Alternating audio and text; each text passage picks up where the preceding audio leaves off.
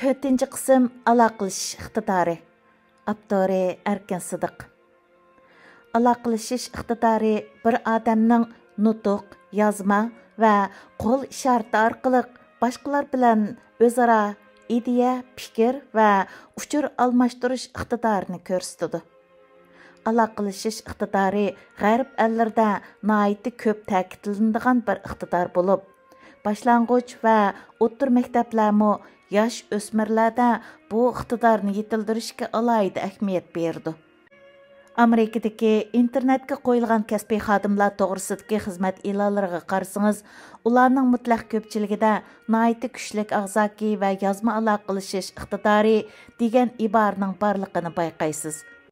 Kaliforniya shtat universitetidan 29 bor bo'lib, bu maktablarga kirgan bakalavr va magistrlik o'quvchilarining hammasi bir inglizcha maqola yozish imtihonidan o'tmasa, boshqa darslardagi natijasining qanday bo'lishidan qat'iy nazar unvon olinmaydi. Amerikadagi mamlakatlik yerim o'tkazgich shirkatining prezidenti va lideri Gilbert Amelio mundaq deydi: yaxshi aloqalash iqtidorini yetildirish, unumlik liderlikni amalga oshirishda kam bo'lsa bo'lmaydi. Lider boshqalar bilan bilim va ideya jihatda o'rtoqlasha oladigan bo'lishi, shu orqali boshqalarda jiddiylik va qizg'inlik tuyg'usini paydo qila oladigan bo'lishi kerak. Agar bir lider boshqalarga bir uchurni aniq yetkazib, ularni amaliy ish harakat boshlashga qo'zg'ay olmaydi ekan, undaq bir uchurning bo'lganining hech qanday ahamiyati qolmaydi. Tarbiyalaguvchilar bir oddiy narsani murakkablashtirib etadi. Xabarlashuvchilar bo'lsa bir murakkab narsani oddiylashtirib berdi. John Maxwell.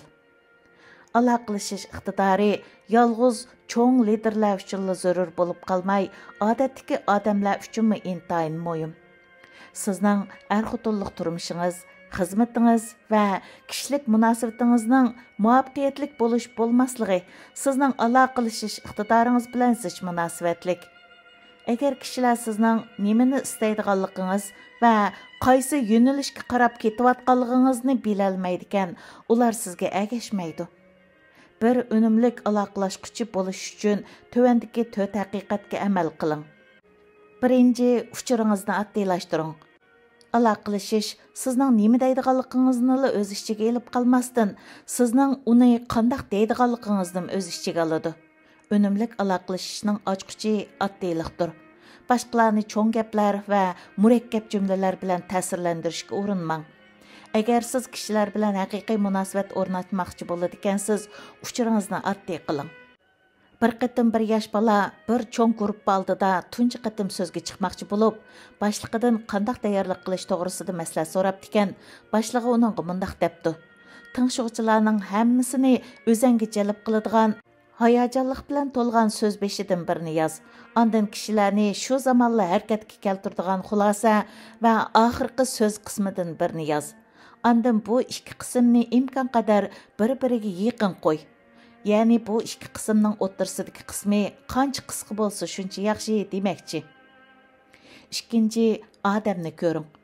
Unumlik aloqalashquchi zihnini o'zi aloqalashayotgan kishilarga markazlashtirdi. Tingshuvchilarning qanday odamlar ekanligi haqida bir aniq uchurga ega bo'lmay turib, ular bilan unumlik aloqalashishning mumkin emasligini biladi. Siz boshqalar bilan aloqalashganda, ularning bir shaxsiy yoki bir guruhi bo'lishidan qat'iy nazar, o'zingizdan tuvandagi savollarni so'rang. Mening tingshuvchilarim kimlar? Ularning qanday savollari bor? Bu nutq orqali qo'lga keltirmoqchi bo'lgan natija qaysilar? Manga berilgan vaqt qanchalik? Yaxshi aloqalashquchi bo'lish uchun tingshuvchilarni eng muhim o'ringa qo'yadigan bo'ling. Ulug' aloqalashquchilar xalqqa ishonganligi uchunla xalqni ularga ishonadi. 3. Haqiqatni namoyon qiling. Ishonchlik bo'lish inovati unumlik aloqalashishning oldingi sharti. O'zingizning ishonchli kishi ekanligingizni boshqalarga bildirishning mundaq ikki yo'li bor. Uning biri o'zingizning so'ziga oldi bilan o'zingiz ishonish. Odatdagi odamlar o'z-o'ziga nisbatan to'lib toshgan ishonchga ega bo'lgandilar, ondan odatdan tashqari darajadagi aloqalashquchilardan bo'la oladi. Yana biri qilgan va'dangizda turish. Başqalarni əməli iş hərəkətiniz arqılıq qayıl qilishdan yuqur turdigan ishonchlilik mavjud emas. 4. İnkas istang. Siz başqalar bilan aloqa qilganda barliq aloqalashishlarning oxirgi maqsadi əməli ish hərəkət ekanligini hargizmi unutilib qolmang. Sizning bir qism uchurlarni boshqalarga to'kib berishingiz hargizmi aloqalashish bo'lmaydi. Har qitim boshqalarga so'zlaganda ular his qiladigan, ular asda tutadigan va ular ish harakat qo'llanadigan biror narsa qoldiring. Siz ashundoq qilishda muvaffaqiyatli bo'la oladigansiz, sizning liderlik iqtidoringiz bir yangi pallaga ko'tariladi. Amerikadagi MVM shirkatining prezidenti Danto McGowan mundaq degan: bir lider ishlarni boshqalar orqali vujudga chiqardi.